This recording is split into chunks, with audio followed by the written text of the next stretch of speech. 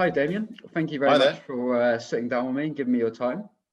No problem. My first question for you is, as a former winger for London Wasps, what was the decision to retire like at such a young age? Was this a difficult decision for you, or? Well, in many ways, the decision was made for me because I hurt my knee so badly I couldn't play again. So whilst it was a heartbreaking time for me, it also made me realise how lucky I was to sort of achieve my goals and play for Wasps and play for England and meet some great people. So even though I was 25, 26 when that all happened, it was very hard for me. But also I look back now and I'm very grateful for what I did achieve in my short career. Oh, thank you very much. What would you say is the most pressing issue faced by professional rugby today for the players in professional rugby?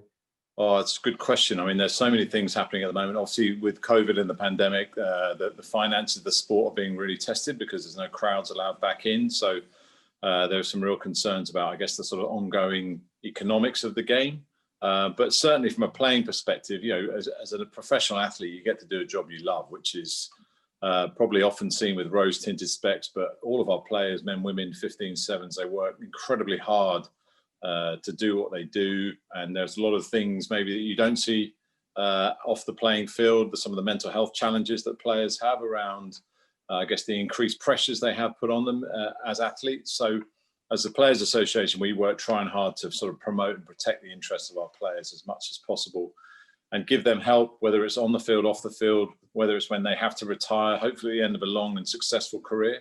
Or indeed, like myself, you know, you get injured early and have to leave the game you love, which can be heartbreaking. So certainly there's a lot of things that go into professional sport that perhaps people don't see, but we're very fortunate. We have a great group of players who work and play in England, whether they are English qualified or overseas. So we try and give them as much support as possible to ensure that they enjoy themselves, because I think sometimes we forget sport is about enjoying yourself and about achieving great things. And we've seen that with so many players over the years. So we try and give them the best possible framework to express themselves and enjoy it.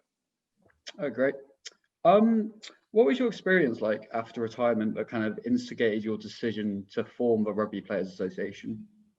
I guess I was really angry about what happened to me. I was 25, 26 when I was captain of the national sevens team. I got a very bad injury. I went to the rugby union, who are the governing body, and asked them to support me. And they, in not too many words, said no. So I was really angry about what had happened to me.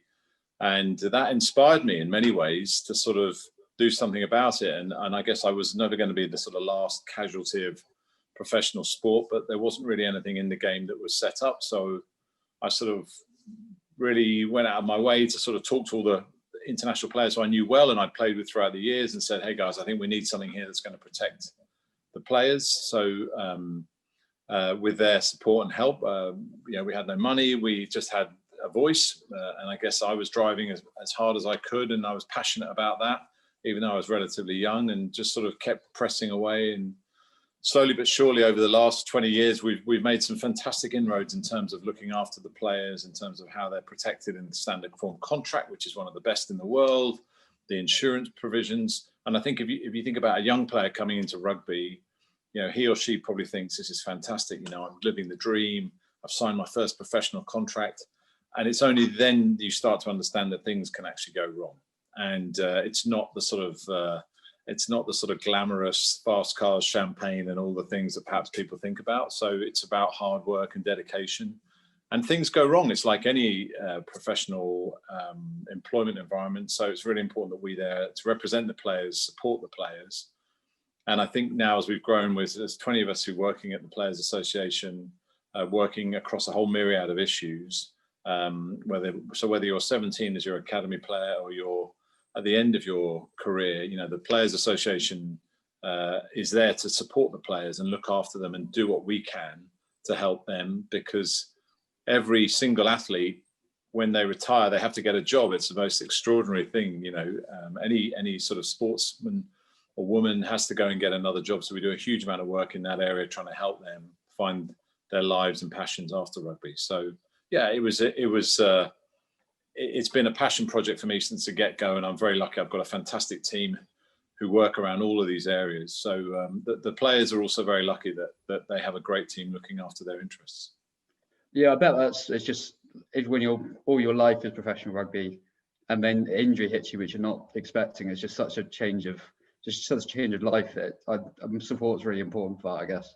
Yeah, it really is. And I think that, if you look at the number of players who've had to retire early due to injury, or just, as the game gets more and more competitive, they just lose a contract, and maybe a player will fit in at one club, won't fit in another club, or the other way around. So, it can be a bit sort of hit and miss in terms of how players find their feet within the professional game. But I think what's really important is they know that there's someone there to look after them. So whether it's a case of very serious injury, like someone like Ed Jackson has suffered, Michael Fatialofa recently in Worcester, whether it's very serious injury, or indeed it's something as in they lose their contract form, what have you. It's just so important those players don't get forgotten about. And that's really our role, to work with them, because, when you have to hand back your boots and your tracksuit, and that's that, you then have to sort of think about, okay, what next? And through the work of our colleagues, we're doing a lot of work in that space to try and help players think about what life after rugby looks like.